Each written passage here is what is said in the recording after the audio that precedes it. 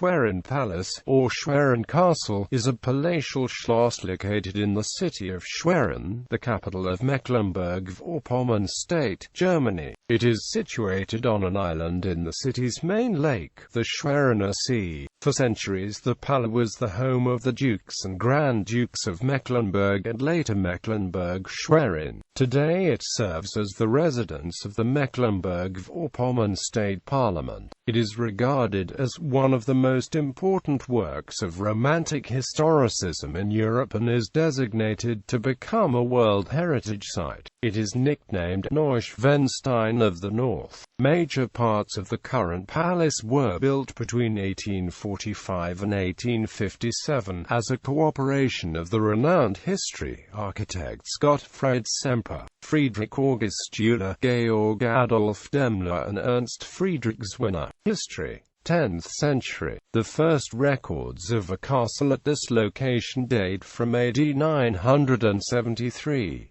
There was a fort of the Palabian Slav tribe of the Obertrites on an island in the large lake of Schwerin. 12th century. In 1160, the fort became a target of Germanic noblemen planning to expand the territory eastward under the leadership of Henry the Lion. The Obertrites under Niklot destroyed the fort but left because of the Germanic military dominance. However, the German conquerors recognized the strategic and aesthetically interesting location of the island and started building a new fort. The foundation of the city of Schwerin took place in the same year. Schwerin became the seat of a bishopric. In 1167, Henry gave the county of Schwerin to his vassal Gunzelin von Hagen, and the rest of the country around the city was returned to Niklot's son Pribislav, forming a ducal hereditary line that lasted until 1918. 14th century. In 1358, the county of Schwerin was purchased by the descendants of Niklot, who had been elevated to dukes of Mecklenburg in 1348. They soon relocated farther inland from Mecklenburg, near the city of Wismar, to Schwerin. During the late Gothic era, the growing prosperity and position of the dukes led to a growing need for a representative castle, and this meant architectural changes to the fortress settlement. The bishop's house from that period remains intact. 16th century. Under Duke Johann Albrecht I, the building faced important changes. The fort became a palace, and the defensive functionality of the fortress was replaced with ornamentation and concessions to comfort. The use of terracotta during the Renaissance was dominant in North German architecture, and Schwerin's terracotta was supplied from Lübeck. A few years after reworking the main building itself from 1560 to 1563, Johann Albrecht rebuilt the palace's chapel. It became the first new Protestant church of the state. The architecture was inspired by churches in Torgau and Dresden. The Venetian Renaissance gate, its gable showing the carrying of the cross, was made by Hans Walther, a sculptor from Dresden. Windows on the northern face show biblical illustrations by well-known Dutch artist Willem van den Broeke. As the ducal residence needed additional defences, despite its island site, sometime in the middle of the 16th century bastions were established to the northwest, southwest and southeast. They were probably built by the same Italian architects who, under Francesco Bornau, also designed the Dommerz fortress.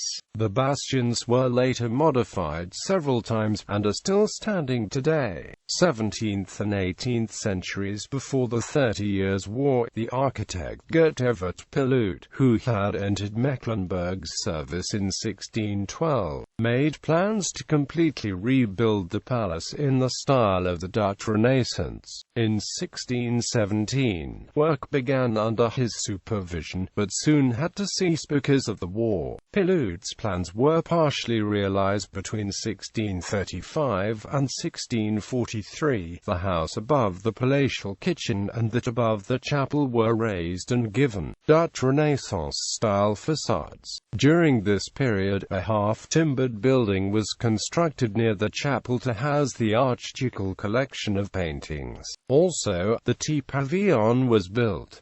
The court moved to Schloss Ludwigslust in 1756. 19th century. In 1837, the ducal residence moved back to Schwerin, but the building was in a relatively bad condition, and the Grand Duke disliked the individual buildings' incongruent origins and architectural styles. Grand Duke Friedrich instructed his architect Georg Adolf Demler to remodel the palace. However, a few months later, construction was halted by his successor, Friedrich Franz II, who wanted a complete reconstruction of the historic site. Only some parts of the building dating from the 16th and 17th century were retained. Dresden architect Gottfried Semper and Berlin architect Friedrich August Euler could not convince the Grand Duke of the plans. Instead, Demler included elements of both of them into his plan, but found inspiration in French Renaissance castles.